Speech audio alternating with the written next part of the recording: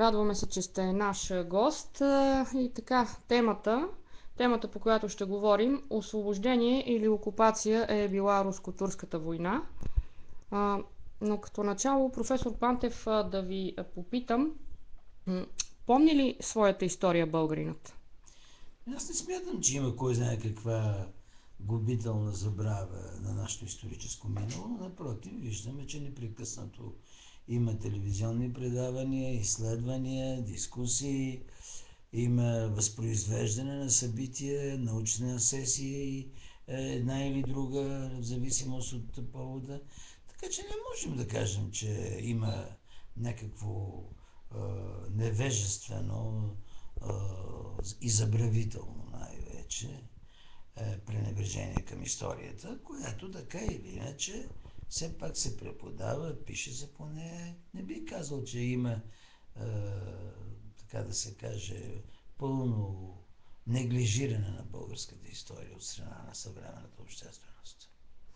М, как можем да коментираме това, че доста от известните политически мъже на България някакси в официалните им изявления а, ги беше някакси срам да споменат думата руски войници. Бяха така изброени всички други участвали в руско-турската война, само не и думата руски. Все едно ги е нямало.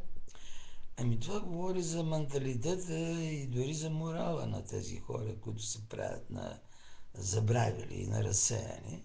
В крайна сметка, колкото и да ни е, може би, неприятно, българите са балканския славянски масив, който най-много дължи своето освобождение на чужда намеса. Другите народи, като сърбите или гърците се бият 7 години с турците за своята независимост.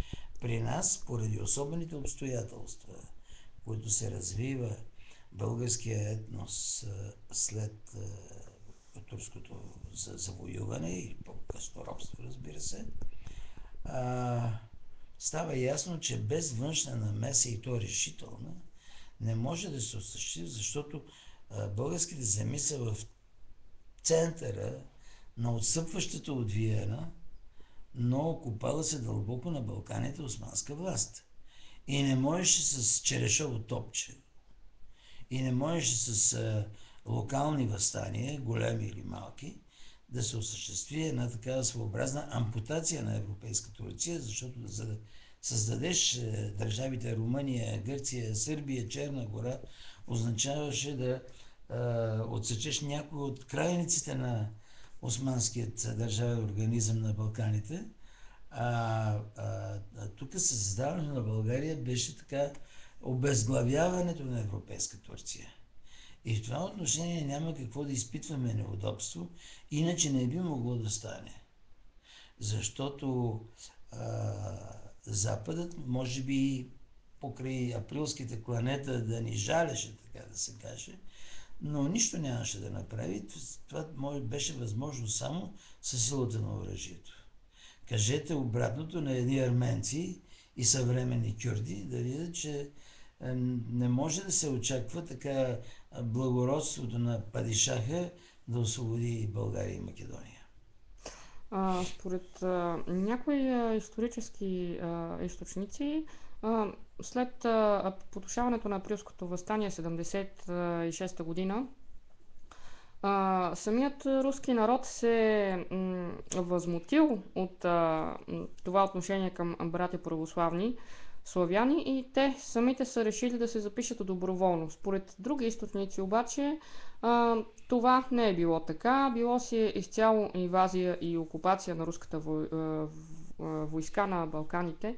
Всъщност, каква е истината и на кой да вярваме от тези Сега, две травнения? извинявайте, альтернативата окупация или освобождение или окупация е почти идиотски. Няма литературно произведение със значимост, което да не утвърждава този освободителен акт като позитив, като възстановяването, ако щете по-поетично, възкръсването на българската държава. И всичките тези идеи, че който ни е освободил, ще ни пороби, просто не се потвърждават от по-нататъчното развитие на българо-руските отношения. Има скъсване на дипломатическите отношения, има ледено безразличие между България и Русия. Чак някъде към 1911 година вече има някакво затопляне в взаимоотношенията, като възстановяването на българо-руските отношения идва чак след признаването на Фердинанд за законен български монарх. Тази идея, че идват руснаците тук по други причини е много смешна, защото в цялата история на европейския 19 век това е войната с най-много доброволци. Цяла Русия е осеяна с чайове, вечеринки, протести, митинги на славянофилските общества в Русия, както разбира се и в Лондон, и в Дъблин, и в Париж. Има такива прояви, но нямат такъв масов и никакъв положителен ефект в отношението на българските страдания, така да се каже. Другия въпрос е, че първият чужденец, който посещава Батак след кланетата, е американският мисионер Кларк. Тя е цяла фамилия. Пет души от тази фамилия са погребани в България. Но да отидеш от едната крайност, помните ли какъв сироп течеше на благодарност около 3 март към великата, нерушимата, вечната българо-съветска дружба? Сега да отидеш в другата крайност е също проява на първенюшка незрялост. Не може да кажем, че Русия е длъжна да освободи България. Не можем да кажем, че Русия трябва да воюва само за добрини. Никой не воюва за никого. И видяхте, че дадох пример как французите изгонват австрийците от Италия. Видяхме как помага САЩ на Куба да изпъдат испанците. В нито една война не съществуват само единствено морални мотиви.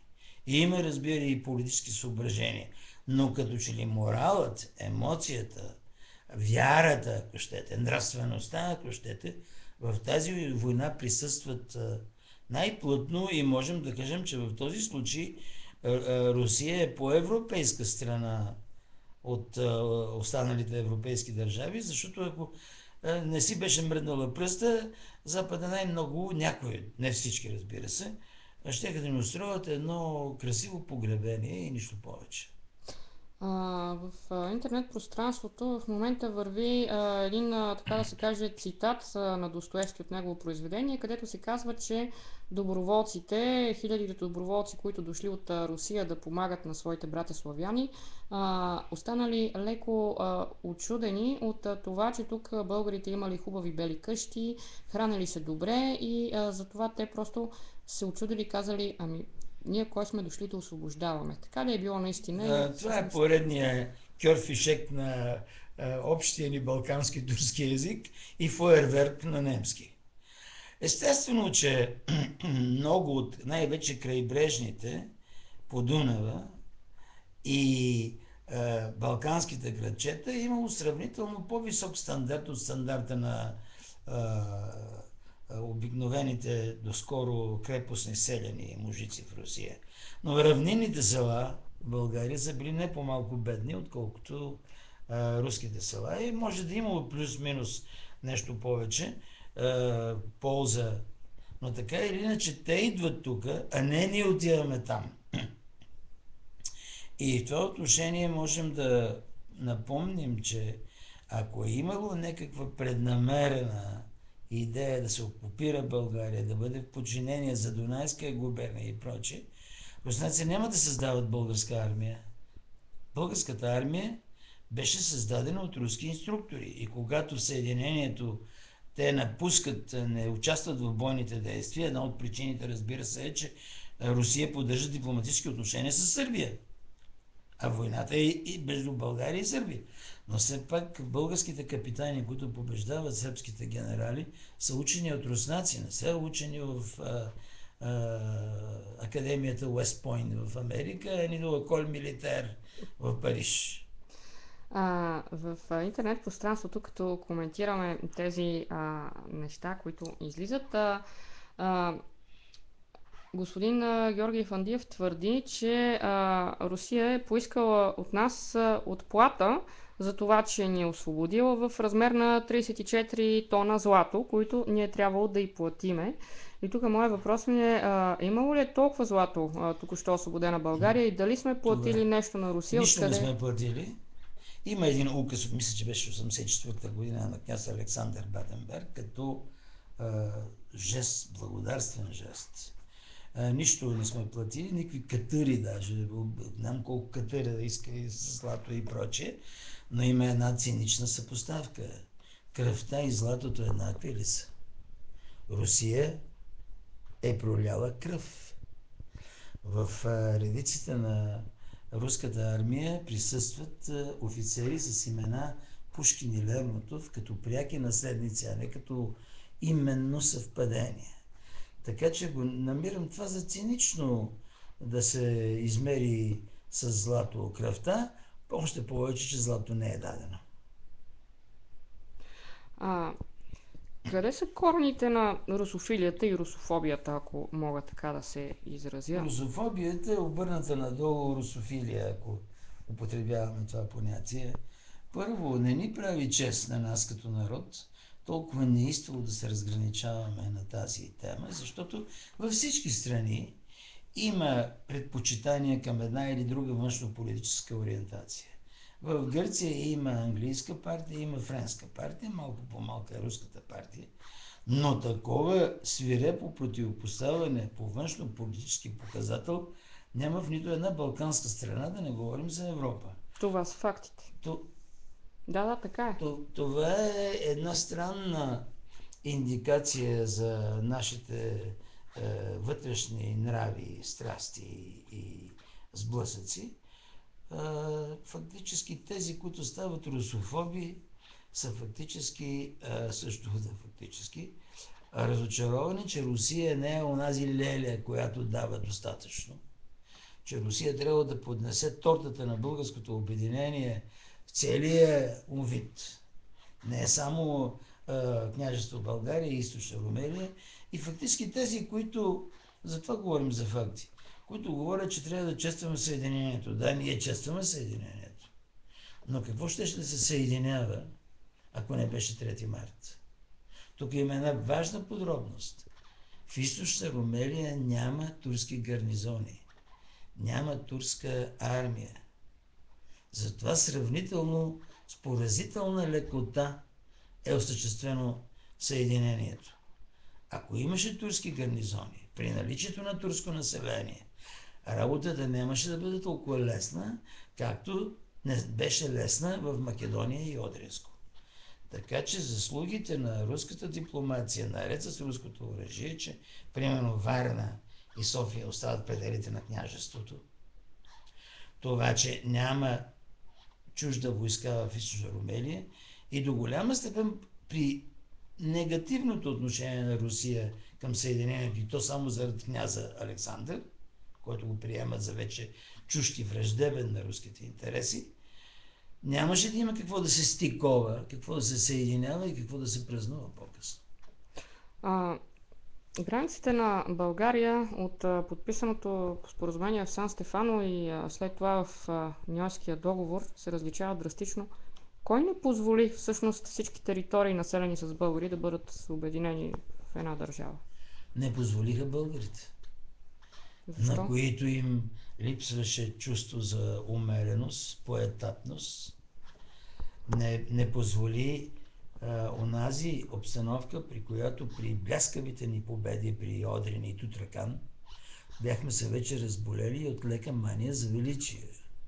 Спомените на професор Константин Акцаров има много интересни фрази. Казват, България не може без Солун. България не може без Одрин. Оказва, че след това може. Това усещане за играенето ва-банк, всичко или нищо, в крайна степен доведе до обстоятелството, че 1913 година България е във война с всичките си балкански съседи, включително и с Черна гора, която ни е съсед. Обяснете го това на чуждестранен студент. На мен ми се е случвало. Да каже, че България е във война с всички и е права. След 13-та година вече България става трудно удовлетворим съюзник, защото тя има претенции основателни, но всеобщи към всичките си балкански съседи. И когато трябва да направи съюз, България трябва да се скараш с всички останали. Така че не винаги побеждава правото дело, но нашата мания за крайности ни доведе до там, че от най-големи етнически маси на Балканите изобщо и доминантен в източната част на полуострова, ние след това получихме най-малка държава. И този комплекс, въпреки раздробяването на съвременната политическа карта на Балканите, ни тежи като невроза, като такъв комплекс за малоценност, който мисля, че още не сме преодоляли. Сега предстои една друга годишнина от една друга, не по-малко тежка война, напротив, една от най-големите войни, Втората световна, да не кажа най-голямата война в световен мащаб.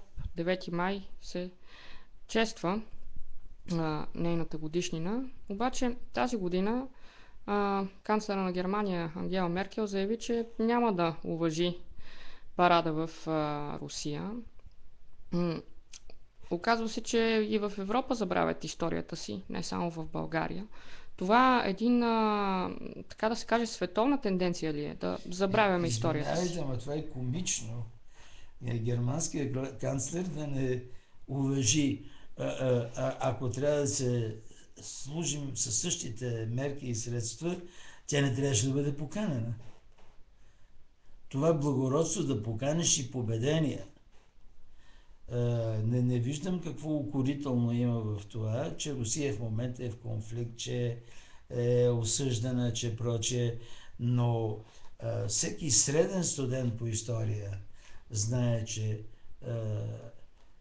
руската мечка щупи черепа на германския орел, както се е казвало в тогавашната литература. И в това отношение излиза, че много малко от съвременните уроци на историята са научени. Не можаха ли да разберат хората, че беден или богат, потискан или свободен, руснакът не търпи заплахи и вътрешна намеса. Това в цялата история на Русия е такава. Наполеон влиза в Русия и казва: вие вече няма да бъдете крепостни селяни. Аз ви нося декларация за правата на човека и гражданина, която ще приложа тук. Руснаците развиват безпаралелна съпротива на френската инвазия, въпреки че би трябвало да се радва, че ги освобождават от деспотизма на царизма. Значи тук емоцията играе много важна роля и е много важен фактор. Руснакът може да страда, но няма да позволи чужд диктат под каквито и да е цивилизовани форми да му бъде наложен той. В този ред на мисли санкциите срещу Русия, за как ще се отразят? Знам си, Русия е най-много да стимулират руското местно производство. Не смятам, че и ние, и руснаците ще загубим много, ако няма Макдоналдс и Бъргър Кинг и другите фастфуд ресторанти, които отначало бяха прияти с фенетична екзалтация, сега вече ентусиазма ни отслабва и отслабва. А, и в този ред на мисли света, може би е на прага на Трета световна. Как от тук, според вас, би трябвало да се държат българските политици, за да ни има на картата и след нея? Първо, не вярвам, че сме на прага на Трета световна. Не вярвам, че руските олигарси ще воюват с американските милиардери. Но има така наречената хибридна война, която се води с посредници. Тя е не по-малко опасна, защото обикновено войните се водят, макар и стопански причини и икономически интереси, те се водят по някаква идеологическа окраска. Сега извинявайте, ама не може да каже, че сегашна Русия е комунистическа, пък Путин бил Сталин, пък едва ли не Гулаг е възстановен. Това са пропагандни трикове, при които едно е ясно, че американските момци И руските солдатики няма да срещнат в пряка конфронтация. Лошото е обаче, че безумни пари се харчат за най-съвършеното военно оборудване от всички страни. Тези пари да беха дадени една осма от тях за борба срещу рака, вероятно ще да бъде изобретено лекарство. Много ви благодаря за това интервю. Така. Беше удоволствие за нас и за слушателите на Народна медия. И за мен, и за мен. Благодаря ви.